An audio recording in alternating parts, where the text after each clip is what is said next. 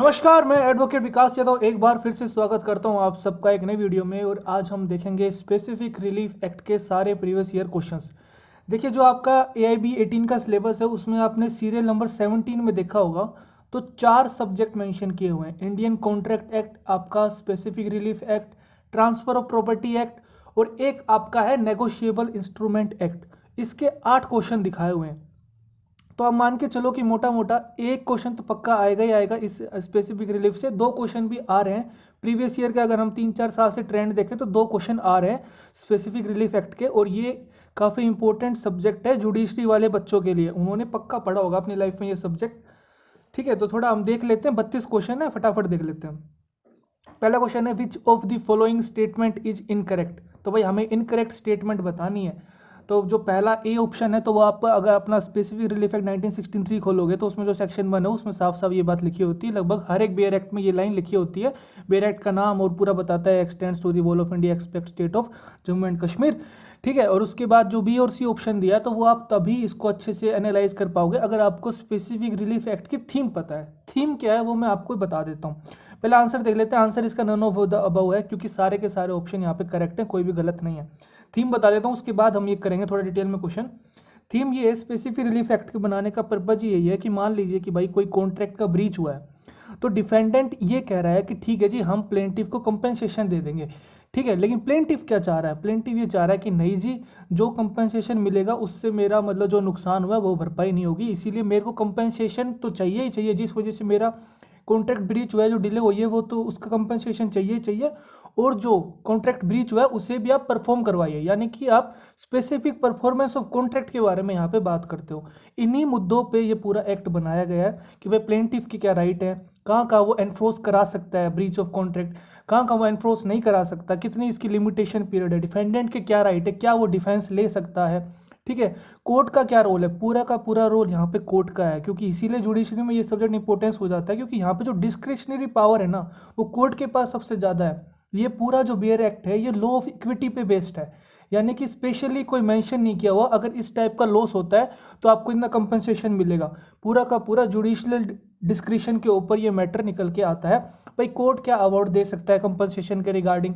ठीक है, इंजंक्शन के बारे में बताया गया है, टेम्परेरी इंजेक्शन, परपीचुअल इंजेक्शन, तो पूरा इस बेयर एक्ट में बताया गया है। काफ़ी अच्छा बेयर एक्ट, अगर आप पढ़ोगे इसका डेली लाइफ में बहुत यूज होता है। तो इसी में कह रहा है कि ऑप्शन बी में specific performance is granted where there exist no standard for ascertaining damage. ठीक है भाई, वहाँ पे हम करवा सकते हैं कि भाई जहाँ पे हमें डैमेज जो हुआ है बंदे का, हमें पता ही नहीं है कि भाई इसकी जो एग्जैक्ट अमाउंट है कंपेंसेशन की हम कितनी करवा सकते हैं। तो वहाँ पे कोर्ट क्या करता है, सिंपली डिफेंडेंट को बोलता है कि नहीं जी, आपको जो कॉन्ट्रैक्ट ब्रीच किया आपने वो उसको पूरा करना पड़ेगा, परफॉर्म करिए उसको। ठीक है, उसके बाद क्या कह रहा है, सी पार्ट क्या कह रहा है, where the aggrieved party can be adequately compensated in money he will get only a decree for damages and not recourse to. जहाँ पे डिफेंडेंट ने कंपेंसेशन दे दिया है, जो भी डैमेजेस हुए हैं वो प्लेंटिव ने उसको एक्सेप्ट कर लिया है, तो अब प्लेंटिव ये नहीं कह सकता कि भाई अब आप मेरा जो जो कॉन्ट्रैक्ट है उसको परफॉर्म करवाइए। तो वहाँ पे वो बात वहीं की वहीं खत्म हो जाती है। लेकिन इस बेयर एक्ट में एक सेक्शन ऐसा भी है जहाँ पे प्लेंटिव चाहे तो, जो मैंने आपको बताया, कि वो जो डैमेजेस उसको भी क्लेम कर सकता है जिस टाइम के लिए उसका कॉन्ट्रैक्ट ब्रीच हुआ है, और साथ के साथ जो उसका कॉन्ट्रैक्ट है उसको परफॉर्म कराने के लिए भी पेटिशन डाल सकता है। तो डिटेल में अगर आपने पढ़ा होगा तो पता होगा, बाकी इतने डिटेल में नहीं पूछेगा। तो यही पूछा था हमसे, इनकरेक्ट कौन सा है, तो हमने यहाँ पे देखा कि भाई सारे के सारे करेक्ट हैं, तो डी ऑप्शन हो जाएगा, नन ऑफ द अबव। आगे बढ़ते हैं। Which of the following is the correct statement. अब हमें बताना है भाई इसमें से करेक्ट स्टेटमेंट कौन सी है। तो हम देखेंगे भाई, सिंपल सा अपना बेयर एक्ट खोलेंगे, स्पेसिफिक रिलीफ एक्ट 1963 सेक्शन 7 खोलेंगे। सेक्शन 7 में जो बात लिखी गई है वो पढ़ लेंगे। ठीक है, फिर सेक्शन 8 खोलेंगे, उसमें जो बात लिखी गई है वो पढ़ लेंगे। इतना तो अपन कर ही सकते हैं। उसके बाद देखोगे कि आप दोनों के दोनों चीज़ें करेक्ट हैं। सेक्शन 7 में ये बात लिखी गई है, recovery of specific movable property, ये मैंने कट आउट वहाँ से दे दिया, वही इसने पूछ रखा है। सेक्शन 8 में जो बात कही गई है वो एक प्रकार के एक्सप्लेनेशन में भी बात दी गई है, और सेक्शन 8 में भी बताई गई है कि जहाँ पे compensation in money would not afford the plaintiff adequate relief for the loss of the thing claim और एज द केस में भी। तो मतलब पूरा ये जो थीम है ना वो सेक्शन 8 में थोड़ा सा दर्शाया गया है। जो स्पेसिफिक रिलीफ एक्ट की अगर आप समरी भी जानना चाहो ना, तो सेक्शन 8 में बड़े अच्छे से बताई गई है कंपनसेशन के बारे में। तो आप डिटेल में पढ़ सकते हो सेक्शन 7 और 8 अच्छे से। इसका सारा ऑप्शन करेक्ट है, ऑप्शन ए और बी दोनों ऑप्शन करेक्ट हैं, तो ऑप्शन सी इसका आंसर हो जाएगा। A contract made by a trustee in excess of his powers और in breach of trust can not be specifically enforced as per. तो भाई कितना आसान क्वेश्चन है, हमें बस कुछ नहीं करना, जो ऑप्शंस दे रखे हैं इसी को हम अपने बेयर एक्ट में खोल के मैच कर लेंगे। तो आप देखोगे जो सेकंड ऑप्शन है, ऑप्शन बी, कि भाई सेक्शन 11 सब सेक्शन 2 इस बारे में बताता है।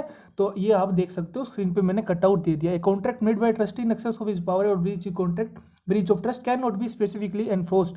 Cases in which specific performance of contract connected with trust enforceable. देखा, वही बातें कर रहा है ना, कहाँ पे एनफोर्स करा सकते हैं, कहाँ नहीं करा सकते, पूरा मैटर इसी में निकला हुआ। जो मैंने आपको शुरुआत में वीडियो शुरू हुआ था जब जो कहानी बताई थी, उसी पे पूरा बेयर एक्ट निपटा हुआ है। आपको कंसेप्ट पता होना चाहिए कि किस लिए बेयर एक्ट की मतलब बनाने की जो थी ऑब्जेक्टिव क्या था, ठीक है। Under section 41 of specific relief act and injection can not be granted. तो भाई सेक्शन 41 खोल लो, उसके अंदर आप देखोगे कि ये सारे के सारे ए बी सी करेक्ट हैं। क्यों है? क्योंकि सेक्शन 41 बात ये करता है इंजेक्शन कहाँ पे रिफ्यूज किया जा सकता है। मैं थोड़ा इसको बैक कर रहा हूँ, एक बार आप ये सारे ऑप्शन पढ़ लेना। ऑप्शन ए बी सी, ए आपका कहता है to restrain any person for instituting और प्रोसिक्यूटिंग। तो आप देखोगे ये आपका 41 में क्लोज बी में ये दे रखा है। फिर आपका to restrain any person from applying, तो ये आपका क्लोज बी में दे रखा है। To restrain any person from instituting और प्रोसीडिंग, ये आपका क्लोज डी में दे रखा है। तो एग्जाम में अभी यहाँ पे इसके 3 जो पूछ रखे हैं बी सी डी, आपका एग्जाम में ए भी पूछ सकता है, ए भी पूछ सकता है, फिर जी में से पूछ लेगा, बोलेगा भाई कर सकता है नहीं। तो आपको पता होना चाहिए सेक्शन 41 में बता रखा है कि कहाँ कहाँ पे इंजेक्शन नहीं मिलेगा, ठीक है। तो ये डिटेल में आपको हो गया, पॉज करके आराम से पढ़ लेना। साथ के साथ अपने बेयर एक्ट में सारे सेक्शन आप हल्का सा पेंसिल से मार्क करते चलो। Specific relief can be granted only for purpose of enforcing individual civil rights. इसीलिए हम स्पेसिफिक रिलीफ ग्रांट कर सकते हैं and not for the mere purpose of enforcing a penal law. Criminal यहाँ पे कोई एक्शन नहीं होता, केवल इंडिविजुअल जो सिविल राइट्स का जो वोलेशन हुआ है वही हम करवाने की कोशिश करते हैं। ये कौन से सेक्शन में ये बात कही गई, विच provision brings in such provision. तो आप देखोगे सेक्शन 4 में ये बात कही गई है, specific relief to be granted only for enforcing individual civil rights and not for enforcing penal laws. जो हेडिंग है वही इसने पूछ ली। जितने मैंने प्रीवियस ईयर क्वेश्चन कराए, मैंने आपको बता रहा हूँ, बार बार बता रहा हूँ कि भाई जो हेडिंग है उसी से क्वेश्चन पूछ ले रहा है। डिटेल में भी पूछ रहा है सेक्शन के अंदर से भी, लेकिन मोस्ट ऑफ द क्वेश्चन आप देखोगे 30 to 40% क्वेश्चन हेडिंग से ही पूछ ले रहा है। तो कोई बड़ी बात है नहीं, इंडेक्स में अपना जाके देखो, आपको सारे आंसर वहाँ से मिल जाएंगे। Specific performance of contract can be ordered at description of court. जो मैंने आपको शुरुआत में बताया था, यहाँ पे कोर्ट का बहुत बड़ा रोल हो जाता है, क्योंकि लॉ ऑफ इक्विटी पे बेस्ड है ये अपना एक्ट। तो यहाँ पे जो कोर्ट का जो पावर है वो बहुत बड़ी हो जाती है, ठीक है। तो यहाँ पे कह रहा है कि जो स्पेसिफिक परफॉर्मेंस ऑफ कॉन्ट्रैक्ट हो रहा है can be ordered at description of a court. सारे ऑप्शन आप पढ़ोगे तो आप देखोगे कि ऑप्शन ए यहाँ पे वैलिड आंसर है। क्यों है? क्योंकि आप देखोगे when the act agreed to be done in such that compensation in money for non performance will not give sufficient relief. तो ये पूछ रहा है कि भाई कहाँ पे आप जो परफॉर्मेंस ऑफ कॉन्ट्रैक्ट है उसको करवाने के लिए मांग कर सकते हो। तो मैंने शुरुआत में जो कहानी बताई थी वो आपको बताया था कि अगर प्लेंटिफ ये बोल देता है कि नहीं जी मेरे को अपना कंपनसेशन नहीं चाहिए, मेरा जो भुगताना है वो तभी होगा जब मेरा कॉन्ट्रैक्ट पूरा होगा, तो आप डिफेंडेंट को ये बोलिए कि भाई हमें कंपनसेशन नहीं चाहिए, आप फिलहाल जो ब्रीच किया कॉन्ट्रैक्ट का उसको आप परफॉर्म करिए। स्पेसिफिक परफॉर्मेंस ऑफ कॉन्ट्रैक्ट, ये आपका सेक्शन 8 में ये बात हल्की सी दिखलाई गई है, अगर आपने प्रीवियस क्वेश्चन देखा था मेरा तो ऑप्शन ए यहाँ पे हो जाएगा। सारे ऑप्शन आप पढ़ोगे वो अप्रोप्रिएट नहीं है, option A he appropriate answer है। ये थोड़े कॉन्सेप्चुअल क्वेश्चन है, अगर आपको पता है डीप में तो आप कर पाओगे, वरना आप उलझ जाओगे। Under section 9 of the specific relief act the person against whom the relief is claimed may plead by way of defence any ground which is available to him. तो यहाँ पे डिफेंडेंट की राइट्स के बारे में बता रहा है कि भाई सेक्शन 9 में जब हम स्पेशल रिलीफ एक्ट की बात कर रहे हैं तो पर्सन जिसके अगेंस्ट में रिलीफ है तो उसके बाद क्या क्या राइट्स होते हैं। तो आप देखोगे defensive respecting suits for relief based on contract, तो वो कोई भी ग्राउंड कर सकता है। Any law relating to the contracts, इसके ऊपर बेस कोई डिफेंस बनता है तो वो कर सकता है। तो ऑप्शन बी हमारा राइट आंसर हो जाएगा। The following contract can not be specifically enforced. तो ये आपको पता होगा भाई, अब ऐसा क्वेश्चन आपने अगर पढ़ा ये एक्ट तो आपको पता होगा कि भाई सेक्शन 14 में साफ साफ हेडिंग में दिया गया है कि कौन से कॉन्ट्रैक्ट एनफोर्सेबल नहीं है, ठीक है। अब यहाँ पे क्वेश्चन में तो आपको पता नहीं चलेगा ना, तो आप क्या करो, ऐसे में कीवर्ड्स पकड़ो और इंडेक्स में जाके मैच करो। मेरी एक वीडियो देख लेना, जब वीडियो खत्म होगा एंड में वहाँ पे मैं लास्ट में उसको अटैच कर दूंगा। वो वीडियो मैंने बता रखा है how to attempt paper in exam, AIB exam, और how to use bare act in a very smart way. तो आप एक बार वो वीडियो देख लेना, 10-12 मिनट की है, आपको बहुत हेल्प मिलेगी एग्जाम में, ठीक है। वरना किसी क्वेश्चन में उलझ जाओगे तो पेपर खराब हो सकता है आपका। तो इसीलिए आप उस तरीके से फॉलो करके अपना एग्जाम देना। तो इसके अंदर आप देख लो कि जो ऑप्शन आप देख लो, मैच करते जाओगे तो आपको पता चलेगा कि ऑप्शन ए यहाँ पे सही कर रहा है। Contract the performance of which involves the performance of continuous duty which the court can not supervise. तो ये आपका 14 का क्लोज बी में ये बात दी गई है, इसीलिए ये एनफोर्सेबल नहीं है।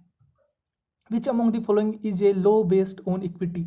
तो इक्विटी पे बेस्ड मैं आपको बता देता हूँ, जो मैं बार बार बता रहा हूँ कि ये आपका स्पेसिफिक रिलीफ एक्ट 1963 आपका लॉ ऑफ इक्विटी पे बेस्ड है। लॉ ऑफ इक्विटी क्या होता है कि इक्विटी जो होती है कि मतलब कुछ एक्ट्स ऐसे होते हैं, कुछ पेयर एक्ट्स ऐसे होते हैं जहाँ पे स्पेसिफिकली बता रखा है कि इस टाइप का अगर नुकसान हो रहा है तो उसकी ये रेमेडी है।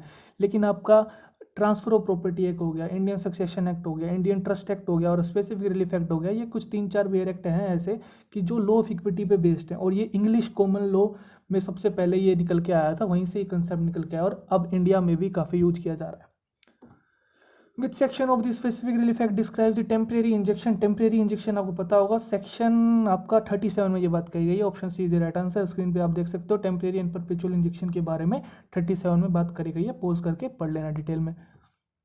Section 6 of the specific relief act 1963, बड़ा आसान क्वेश्चन है, बेयर एक्ट खोलो, सेक्शन 6 पे आओ, आप देखोगे शुरुआत से ही अपने हेडिंग मैच करते जाओ। सेक्शन 6 खोलो, उसके अंदर देखो, आप देखोगे कि जो मैंने हाईलाइट किया हुआ है बाई सूट, वही इसने पूछ रखा है, वही fill in the blank fill करो। ऑप्शन सी यहाँ पे राइट आंसर हो जाएगा।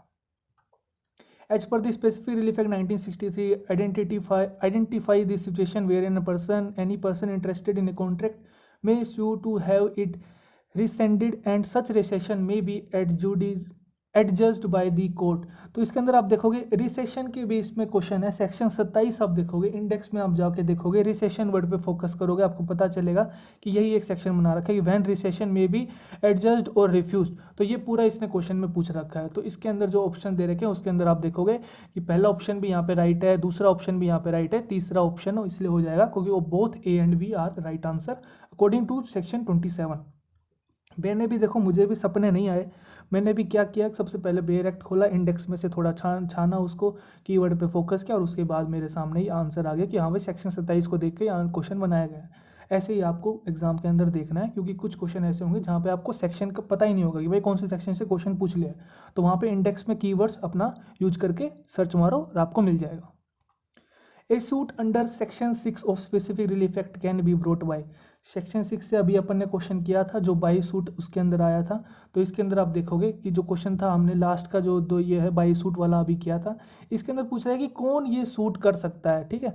तो इसके अंदर पूछ रहा है कि ही और एनी पर्सन थ्रू हुम ही हैज बीन पोसेशन और एनी पर्सन। तो यहाँ पे ट्रेस पासर नहीं होगा, एक टीनेंट नहीं होगा जो भाई कब्जा करके बैठा है, वो भी नहीं होगा, सर्वेंट भी नहीं होगा, या मैनेजर यहाँ पे अप्रोप्रिएट आंसर है। तो ऑप्शन डी यहाँ पे हो सकता है। Injunction can not be granted in a suit, ठीक है। तो ये क्वेश्चन पूछ रहा है भाई कौन से सूट में इंजेक्शन ग्रांट नहीं कर सकता है। तो ऑप्शन डी यहाँ पे आपका आंसर हो जाएगा। क्यों हो जाएगा? क्योंकि आप सेक्शन 39 खोलिए, वहाँ पे मैंडेटरी इंजेक्शन की बात करी गई है कि इन सिचुएशंस में इंजेक्शन देना पड़ेगा। और जो हमारे सामने जो क्वेश्चन आया है उसके अंदर आप जो पूरा थीम, जो बेयर एक्ट का आपने थीम पढ़ रखा है, तो उसी के बेस के ऊपर ये क्वेश्चन है। पहला क्वेश्चन देख लेते हैं, पहला ऑप्शन देख लेते हैं, in which the specific performance can not be enforced. भाई जहाँ पे आप कॉन्ट्रैक्ट को आप दोबारा से परफॉर्म नहीं करा सकते, तो वहाँ पे फिर इंजेक्शन करवाने का मतलब क्या है, ठीक है। Injunction can not be granted in a suit in which the specific performance can not be enforced for breach of a negative contract to enforce specific contract. तो वहाँ पे भी आप नहीं करा सकते कि नेगेटिव कॉन्ट्रैक्ट है। For declaration where the plaintiff is in possession, भाई प्लेंटिफ खुद पोजेशन में है, तो वहाँ पे भी इंजेक्शन की क्या जरूरत है। तो तीनों ही सिचुएशन में इंजेक्शन की जरूरत नहीं है। तो neither A nor B nor C, option D is the most appropriate right answer. कुछ क्वेश्चन ऐसे हैं कि जहाँ पे आपको भाई जो आपके आंसर की है उसके अकॉर्डिंग भी थोड़ा वो देखना पड़ेगा और थोड़ा सा खुद से भी एनालाइज करो, क्योंकि हमेशा आंसर की हमेशा 100% सही नहीं होती। इवन करेक्ट करने के बाद भी वो अपना वही आंसर रखते हैं जो उनके अकॉर्डिंग होना चाहिए। लेकिन आप मान के चलिए, अगर आप किसी प्रोफेसर से, किसी जिसने डीप में स्टडी करी है किसी चीज़ के बारे में, उससे आप पता करोगे तो उन्हें पता होता है कि हाँ भाई यही इसका अप्रोप्रिएट आंसर है। वो नहीं मान रहे तो वो उनकी गलती है, लेकिन हमें सही नॉलेज का पता होना चाहिए। A contract can B specifically enforced, तो बोल रहा है भाई कौन से कॉन्ट्रैक्ट हम स्पेसिफिकली एनफोर्स करा सकते हैं, यानी कि वही वाली कहानी वाली बात कि भाई उसने अगर डिफेंडेंट ने ब्रीच कर दिया कॉन्ट्रैक्ट का, तो हम कौन से कॉन्ट्रैक्ट एनफोर्स करा सकते हैं। तो ये आपका सेक्शन 8 और सेक्शन 14। सेक्शन 8 हमने 2-3 क्वेश्चन देख लिए, सेक्शन 14 में का भी यूज करके अगर आप पढ़ोगे तो आप देखोगे कि नन ऑफ द अबव यहाँ पे राइट आंसर है, क्योंकि जो ऑप्शन बी और सी दे रखा है वो सेक्शन 14 के अंदर है, और जो ऑप्शन ए है वो सेक्शन 8 के अकॉर्डिंग यहाँ पे आप देखोगे वैलिड बैठ रहे हैं, इसीलिए none of the above is the right answer हो जाएगा। सेक्शन 8 और 14 एक बार आप खुद पढ़ के फिर इस क्वेश्चन को अटेम्प्ट करना, ये मैं आपको काम दे रहा हूँ। उसके बाद आप देखोगे कि डी ऑप्शन इसका राइट आंसर है, क्योंकि अपन ने क्वेश्चन कर चुके हैं इसी टाइप का। The parties which can not be compelled to perform specific performance of contract are provided in which section of specific relief act. ये क्वेश्चन 2 बार आया, एक ही सेक्शन है, सेक्शन 28 के बारे में, ठीक है। तो उसके अंदर आप देख लेना, सेक्शन 28 को डिटेल में पढ़ लेना। विच section of specific relief act prohibits filing A case against the government. तो आप देखोगे सेक्शन 6 के बारे में बात आई है। सेक्शन 6 में आप सब सेक्शन 2 खोलिए, उसका क्लोज बी खोलिए, उसके अंदर आप देखोगे कि वो सूट आप अगेंस्ट द गवर्नमेंट आप फाइल नहीं कर सकते। तो ये हमसे पूछा था कौन सेक्शन में बात ये कही गई, तो option 2 is the right answer. Courts power to award compensation is provided in specific relief act. तो ये आपका पर्टिकुलर बिल्कुल हेडिंग दे दी है सेक्शन की, सेक्शन 21 में ये बात बताई गई है, power to award compensation in certain cases. Section 36 to 42 of specific relief act provides for, अपने इंडेक्स पे आ जाइए, ऐसे क्वेश्चंस आएंगे, 3-4 क्वेश्चन देखने को मिलेंगे आपको, कुछ नहीं करना, इंडेक्स पे आ जाओ और देख लो भाई कौन से चैप्टर में कौन से पार्ट में ये बात कही गई है, और उसके अंदर आप देखोगे इंजंक्शन के बारे में इसके अंदर बताया गया 36 से लेकर 42 में। आपको पता होगा सेक्शन 36 अपन ने क्वेश्चन किया टेम्परेरी इंजंक्शन के बारे में। For specific performance of a contract suit is to be instituted in. तो भाई यहाँ पे लिमिटेशन पीरियड पूछ रहा है, ये मैंने लिमिटेशन लॉ कराया था जब मैंने सिविल प्रोसीजर कोड कराया था, उसके बाद एक वीडियो मेरी मिलेगी आपको, वो आप लॉ ऑफ लिमिटेशन जरूर पढ़ लेना, क्योंकि लॉ ऑफ लिमिटेशन पर्टिकुलर एक सब्जेक्ट नहीं है, बाकी वो सारे सूट्स जितने भी आप सिविल सूट्स होते हैं उसके रिगार्डिंग, और जो कुछ क्रिमिनल जो अपील्स होती हैं, क्रिमिनल आपके एप्लीकेशंस होती हैं, उसके अंदर टाइम पीरियड बता रखा है। तो वो किसी भी बेयर एक्ट से उठा के पर्टिकुलर चीज़ वहाँ से क्वेश्चन उसका आ सकता है। जैसे ये क्वेश्चन आपका स्पेसिफिक परफॉर्मेंस ऑफ कॉन्ट्रैक्ट का अगर कोई सूट है तो वो विद इन 3 साल के अंदर अंदर होना चाहिए। मैंने वो बहुत अच्छे से करा रखा है, काफ़ी बच्चों ने प्रेज भी किया उस वीडियो पे, तो आप अपना जाके देख लेना एक बार। लिमिटेशन एक्ट का मैंने पूरा एक वीडियो बना रखा है, आपका सिविल प्रोसीजर कोड के बाद मिलेगा वो आपको वीडियो, उसके अंदर आप देख लेना। इसके अंदर आप शेड्यूल 1 खोलिए, शेड्यूल 1 में डिवीजन 1 में आइए, डिवीजन 1 में सूट्स खोलोगे तो उसके अंदर आप देखोगे पार्ट सेकंड में दे रखा है 54th नंबर पे, for specific performance of a contract 3 साल का टाइम मांगा है। तो ऑप्शन ए यहाँ पे आपका राइट आंसर हो जाएगा। Recovery of specific immovable property is defined.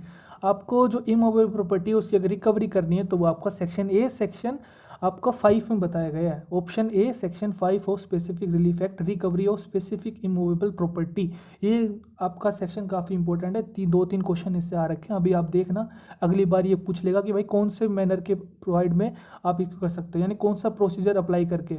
तो ये जो लास्ट में दे रखा है आपका कोड ऑफ सिविल प्रोसीजर, ये उसका आंसर हो जाएगा। अभी आप देखना वो क्वेश्चन भी आएगा। Cancellation of instrument is mentioned in, ये भी आपका इंडेक्स के थ्रू क्वेश्चन हो जाएगा। आप देखोगे कि आप कैंसलेशन ऑफ इंस्ट्रूमेंट आपका सेक्शन 31 से 33 के बारे में कहा गया है, इंडेक्स से मैंने कटआउट वहाँ से आपके सामने पेश कर दिया।